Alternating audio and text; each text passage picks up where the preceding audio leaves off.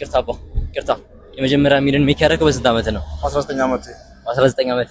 እኔ አሃዱ እባላለሁ። በሚሊዮኖች መከታተል ትልቅ የሚዲያ ቻናል አለኝ። ለወጣት ጄኔሬሽን ያስተምራሉ የማስባቸው ሰዎችን አድቫይስ ጠይቃቸዋለሁ። አንድ ደቂቃ ልውሰድበት። ቾክላለሁ ግን 2 ደቂቃ ልስጥ እና በምን ስራ ነው የተሰማራው? ስሜ ታርቂን ካፕቴን እባላለሁ። የተሰማራሁት ስራ ኢምፖርት ኤክስፖርት ቢዝነስ ላይ ፕላስ ተጨማሪ ደግሞ በተለያየ ማኒፋክቸሪንግ ዘርፍ ላይ ተሰማርተን ትልቅ ስራዎችን እየሰራን እንገኛለን። ምን ይባላል የድርጅት ስም? ድርጅታችን ኪያኬቲ ኢምፖርት ኤክስፖርት ትሬዲንግ ፒኤልሲ ይባላል። በስሩ የተለያዩ ካምፓኒዎች አሉ።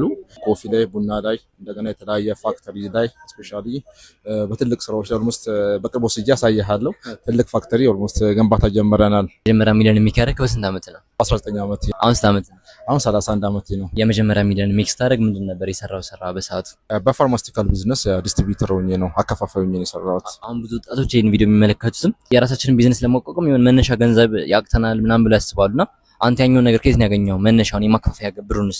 አባቴ በጣም ጠንካራ የቢዝነስ ሰው ነውና እሱ ነው ገንዘብ ሰጥቶኝ ስራን የጀመርኩት። አባቴ ሰፖርት አድርገዋል ማለት ነው? የስ በሚገባ። መጀመሪያ የሰራው ስራ ምንድን ነበር አንተ? ፋርማስቲካል ቢዝነስ እንዳልኩ ፋርማስቲካል ቢዝነስ ነው። ስራ ሲጀምርም በዚህ ነው የጀመርከው ማለት ነው? ኖ ያው ስራ ከዛ በፊት ያው አባቴ ወርቅ ለመንግስት ከሚያቀርቡ ግለሰቦች መካከል አንዱ ስለነበር የወርቅ ስራ ላይ ነበር የተሰማራው። ጥሬ ወርቅ የሰራ የመጀመሪያ ያገኘው ክፍያ ምን ያህል ነበር? ኦልሞስት የመጀመሪያ ክፍያ ከሆነ ኦልሞስት በሺዎች።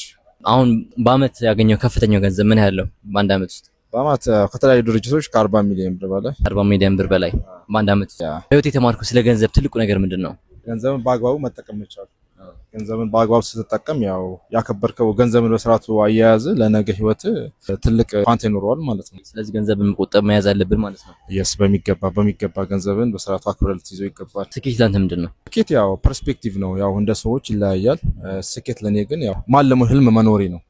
ምክንያቱም ለምሳሌ እኔ አሁን የሚሄድበት መንገድ ማለሙ መንገድ ስለነበር ስኬታማ ነኝ ብዬ አስባለሁ። ስለዚህ አንድ ሰው ስኬታማ ለመሆን ቪዥነሪ መሆን አለበት ማለት ነው። አንድ መነሻ አንድ ፕሌን ሲነሳ መድረሻውን ያውቃል። ያው ስኬት ህልምም ደግሞ ጅስ ላይ ግዛት ነው።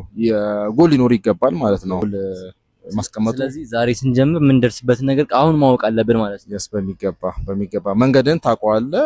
መንገድን ስታውቅ ዲስቲኒን ስለምታውቀው መሀል ላይ የሚያንገጫቅጭ ነገር ራሱ አያስቀርም ማለት ነው። ወጣቶች በዚህ ሰዓት በቢዝነስም ሆነ ስኬታማ እንዲሆን ምን ማድረግ አለባቸው ብለህ ትመክራለህ?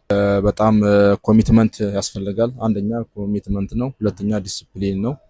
ጊዜ ጉዳይ ነው እንጂ ይደርሱበታል። ለሙት አላማ እስከ መጨረሻ ዋጋ መክፈልን ጭምር ማለት ነው። እንዴት ዲሲፕሊን መሆን ይቻላል? ስራን በጣም ማክበር፣ ነገ ሰራለሁ ብለህ ስራን አለማሳደር፣ አለመሰላቸት። ያው ነገ የሚመጣውን ትልቁን ነገር ፒክቸር እያየ ዛሬ ሳይደክም ሳታክት ለነገ መስራት ማለት ነው። በህይወት ውድቀት ተገጥመህ ያውቃል?